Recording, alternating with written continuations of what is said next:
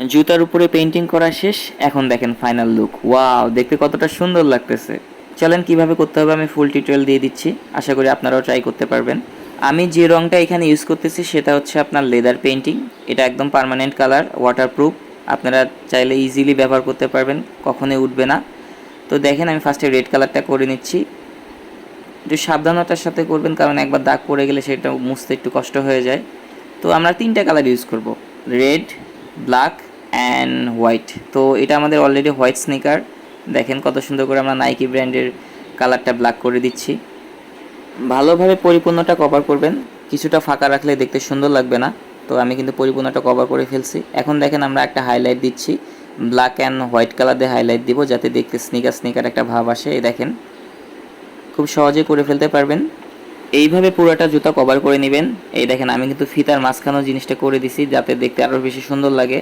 তো এখন আমরা নাইকি ব্র্যান্ডের পিছনে একটু ব্ল্যাক কালার করে নিলাম, সামনে একটু ব্ল্যাক দিলাম। এখন আমাদের আসল রেজাল্টটা দেখতে পারবেন। আমাদের কাজ শেষ। ওয়াও, দেখছেন কতটা সুন্দর লাগতেছে। আর এটা পার্মানেন্ট কালার, ইজিলি আপনারা ব্যবহার করতে পারবেন। কেমন লাগলো অবশ্যই কমেন্টে জানাবেন। Thank you for watching.